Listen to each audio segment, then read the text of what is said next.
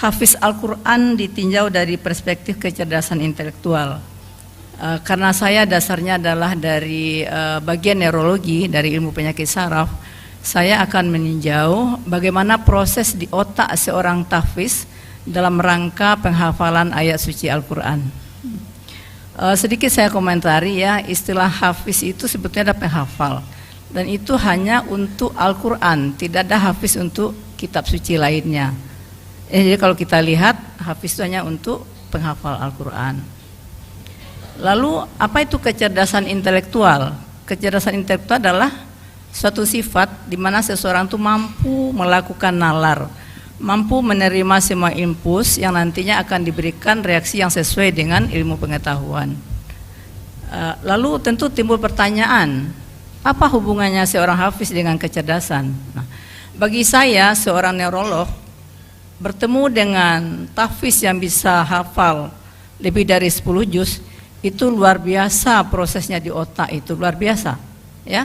Kenapa? Karena untuk bisa menghafal 10 saja apalagi 30 juz itu butuh usaha yang terus menerus dan butuh atensi dan konsentrasi yang luar biasa. Saya sebut atensi dan konsentrasi. Apa itu? Atensi itu adalah perhatian, kita harus memberikan perhatian. Lalu apa itu konsentrasi? Konsentrasi adalah kemampuan untuk bisa mempertahankan atensi. Jadi dua ini harus ada untuk bisa seseorang menghafal Al-Quran.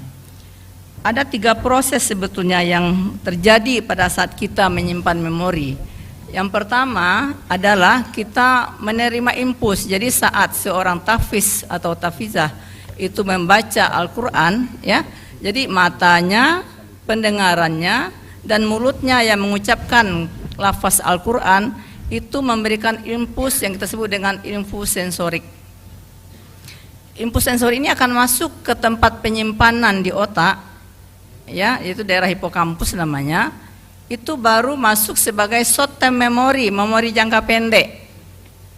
Bila tidak diulang, ya, apa yang baru kita dengar satu kali itu dalam beberapa detik dia akan hilang, tidak bertahan. Nah, jadi kalau kita lakukan latihan diulang, ya, diulang, dibaca, diingat, nanti baru dia bisa berpindah dari short term memory, memori jangka pendek, ke memori jangka panjang. Nah, memori jangka panjang inilah yang bisa kita review, kita panggil. Kalau saja dia baru sampai di short term memory, memori jangka pendek, dia tidak bisa dipanggil. Nah, lalu apakah sebuah memori yang sudah sampai di long term memory itu awet? Tidak juga. Kalau dia tidak diulang, dia akan hilang. Jadi artinya apa? Semua memori yang sudah masuk di long term memory, memori jangka panjang, itu tetap harus mengalami siklus, harus diulang, dibaca lagi, diingat lagi, supaya dia bisa kita panggil saat sampai kapanpun. Nah, jadi kalau seseorang sudah hafal 10 juz, 20 juz, tidak diulang, berkemungkinan dia akan lupa lagi. Karena itu adalah sifat di otak. Semakin sering kita mengulang suatu bacaan atau suatu hafalan, maka tempat penyimpanannya di otak itu semakin kokoh. Semakin kokoh dalam arti kata, kapanpun kita panggil dia akan keluar dengan sendirinya. Itu yang pertama. Yang kedua yang ingin saya sampaikan, selain masalah penyimpanan ini, ya, waktu kita berusaha untuk menghafal, itu di otak itu banyak sel saraf, ya. Sel saraf itu tak pernah tumbuh lagi. Setelah dia berkembang saat usia 2 tahun dia tak tumbuh lagi. Dan itu secara terprogram dia akan mengalami kematian. Bisa dikatakan kita-kita yang berumur lebih dari 60 tahun, sel-sel di otak kita itu sudah berkurang 15-20%. Nah, lalu bagaimana supaya dia tidak menciut, ya? Bagaimana supaya otak kita ini tidak atrofi?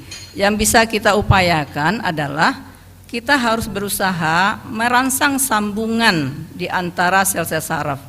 Jadi sel saraf itu bisa berhubungan satu dengan yang lain. Semakin sering kita melakukan pembelajaran termasuk penghafalan, maka sel-sel atau yang kita sebut dengan dendrit itu saling mengadakan hubungan. Dengan demikian, walaupun sel saraf kita itu sudah mati, namun sambungannya ini akan tetap hidup. Dan itulah yang akan mengisi celah-celah di otak kita. Jadi kalau orang yang biasa, saya yakin ya, kalau ada hafiz ini yang dari kecil, ya, lalu di usia 60 tahun kita coba scanning otaknya, saya yakin kalaupun akan menciut mungkin 5-10%, tidak seperti orang normal sampai 20%.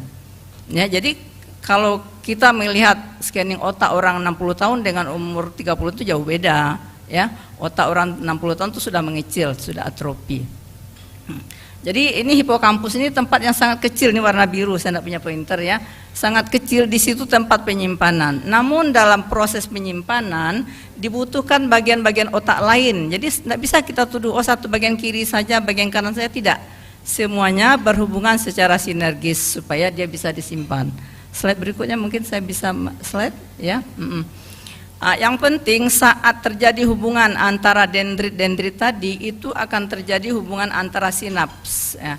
Jadi di situ ya kalau sering kita lakukan perangsangan pada sinap ini itu akan terjadi suatu hal yang disebut dengan long term potensiasi. Maksudnya begini, bila ada satu rangsangan ya itu loadingnya cepat. Nah kalau istilah sekarang itu loading ya, kalau pada komputer itu loading.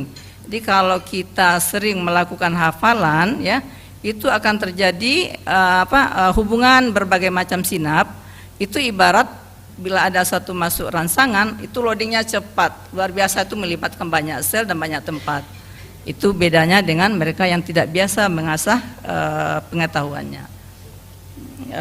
Berikutnya ingin saya sampaikan juga karena waktu kita sebetulnya saya sudah siapkan slide ya, tapi karena memang waktu kita mungkin sebelum zuhur kita sudah selesai.